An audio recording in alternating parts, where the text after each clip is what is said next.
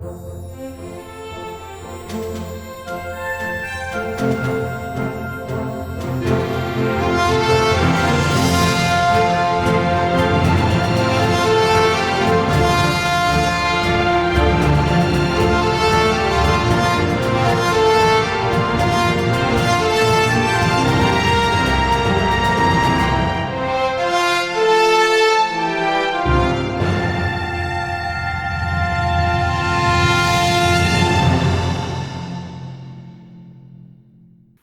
back to the 2020 Justin and Tyler Movie Awards, and we will be completing the people portion of the awards with our top 3 best directors of 2020.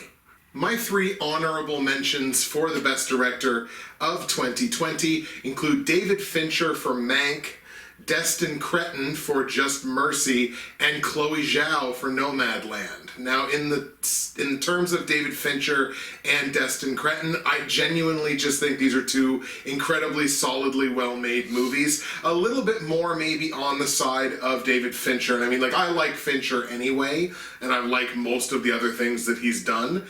But the way that Mank is put together, and again, of course, filmed in, like, the way that it's filmed and the way that it looks, and the slice of time that it encapsulates, I think it's as much.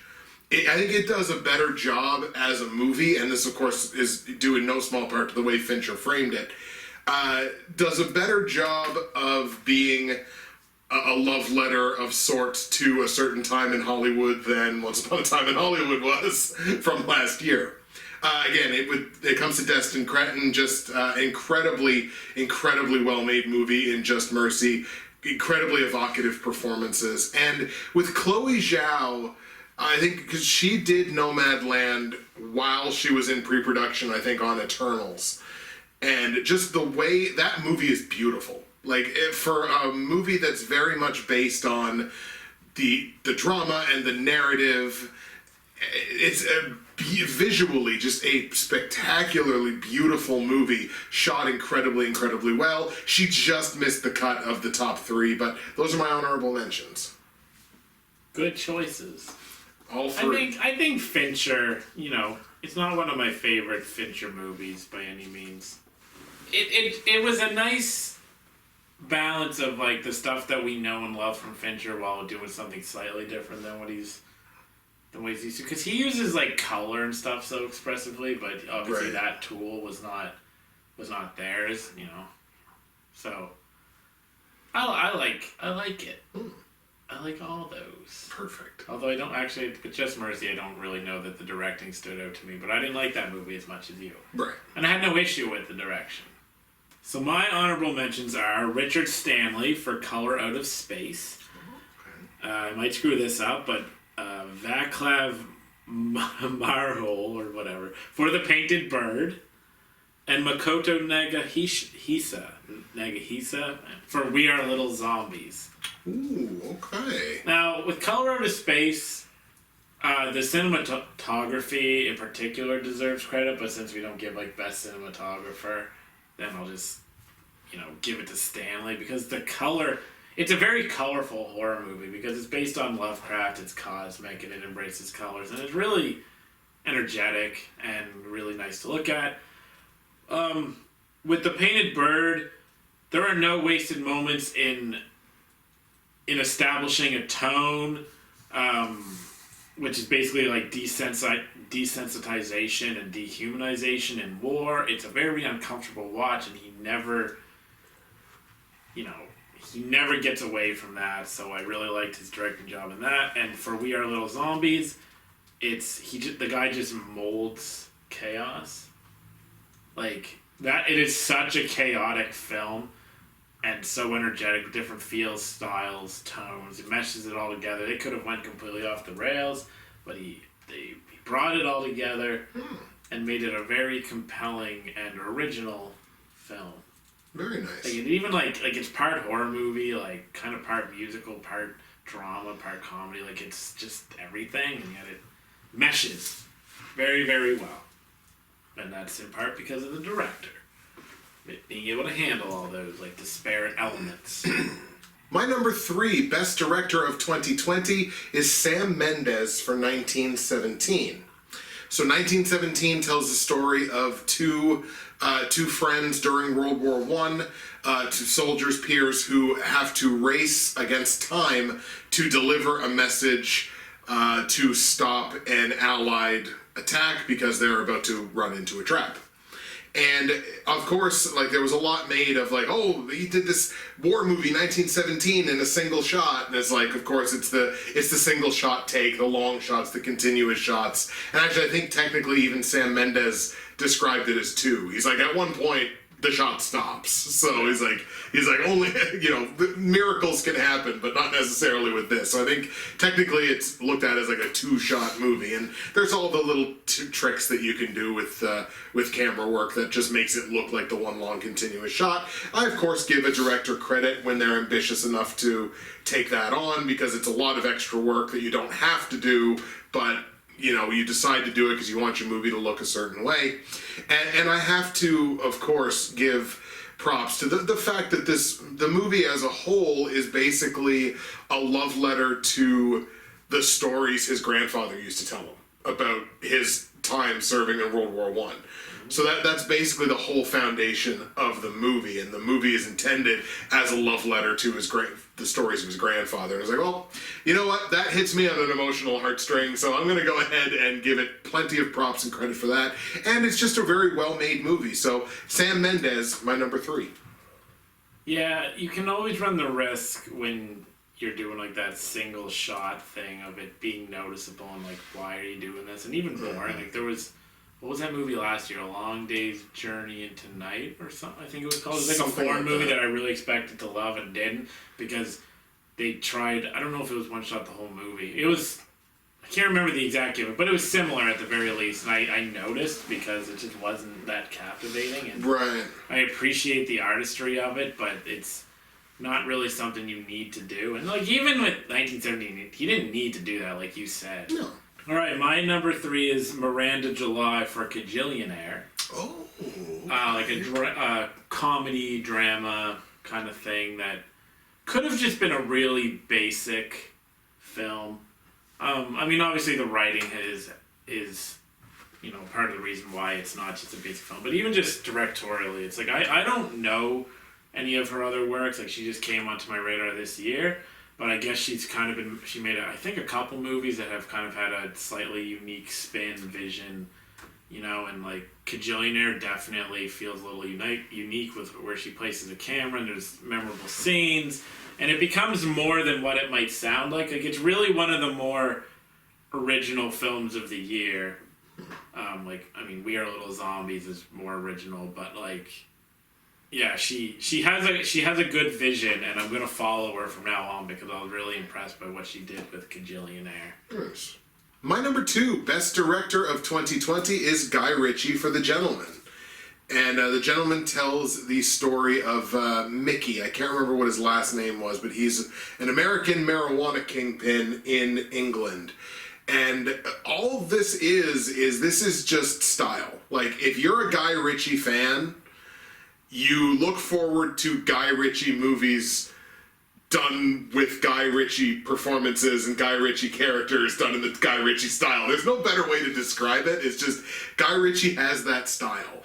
And it's fast-paced, it's snappy dialogue, it's really good performances, it's several moments of just ultra-violence, not on the level of like a David Cronenberg or whatever, but just like the couple just moments of ultra-violence. And just if you like Guy Ritchie movies, this is just a very standard definition Guy Ritchie movie. It's certainly not the best thing he's done. I think this was maybe a little bit better than, I think I liked it a little bit better than Man from U.N.C.L.E., but like, it's not my favorite Guy Ritchie. A lot of people seemed to not like this one quite as much because they will compare it to his other, you know, other movies in the same genre that he made 20 years ago, and it's like, well, I don't necessarily subscribe to you automatically have to compare a movie that a guy made 20 years ago that you loved to something that he's making now. So just based on what he made now, literally what I saw on the screen in a vacuum, I thought it was incredibly well made. So Guy Ritchie is my number 2.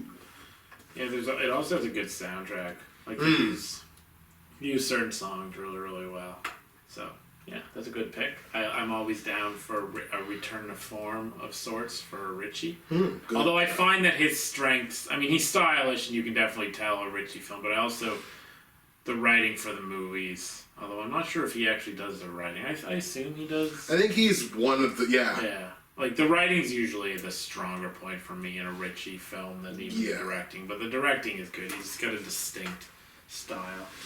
So my number 2 is Chloe Zhao for Nomadland. Oh, there you go. So when she released The Rider, I don't know if I gave her props as a director that year or not, but the problem with The Rider was not her visual talent, because the movie looked really good and she actually picked really good music and it just all pieced together really well, but the actor couldn't handle the material. And now his wonky acting is in part her fault, because acting is also a director's job to oversee it and make sure it's got good performances. I don't think she necessarily succeeded with him, but he was also a very inexperienced actor. I think it might have been his first role. Oh, okay. So it's kind of like whatever. But now with Nomadland, that problem doesn't exist because she has Frances McDormand, so now she doesn't have to worry about that. So she can just be like, hey, look how I make this beautiful movie. It's like she gets fundamentals right. Like she has like her wide shots that I'm personally a big fan of. She makes like the environment, the character, very important, and she gets things like, now this isn't totally original, but like low angle shots, like where Frances McDormand's character like walks up to the Amazon building, and it's like a low angle shot looking up. Yeah. And it's a trick that directors commonly use, but that doesn't mean that it isn't any less effective, because it really is. Mm-hmm. And she's just a very, very talented visual artist, and it all came together with Nomadland, because she had the great actress and actors, and so she could be like, all right, now by the way, I'm also going to make this gorgeous movie.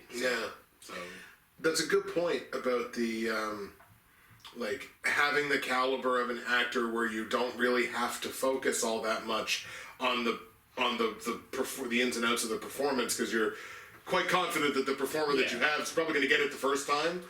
Like, maybe you might have to do a second take, like but you like, could be like, this is what we want. It's like, okay, nail it. All right, nailed. Yeah. Moving on. Cool. Wrap it up, move on. Yeah. She's such an exciting director. I know she did a movie before The Rider that I didn't see, that I think was well received at film festivals, but since I saw The Rider and I could see the talent, and now that I've seen Nomadland, like, I've been excited for what she would do with the Eternals, because she's got a good style, and it's kind of one weird. It doesn't really fit in with the MCU, so I don't know how much of her character will be in that, but I'm hoping it's quite a bit, because I think that could be a truly special movie. Especially, like, it's also so different, because we're going like more cosmic with superheroes, and she's made these, like I said, I don't know about her first movie, but she's made these like two kind of low-key but gorgeous films. Down to earth, yeah. So that's going to be really interesting, but I have really high hopes that her future will continue to be pretty astounding. My number 1, Best Director of 2020, and this one was in an absolute landslide. It wasn't... This one, more than any other year I think that we've done it, this director, like, moonwalked into the number 1 spot. Andrew Patterson for The Vast of Night. Okay. So The Vast of Night is basically set up like an elongated episode of The Twilight Zone. It features these two school kids, like high school seniors or whatever, who are trying to track the source of this radio frequency in the 1950s.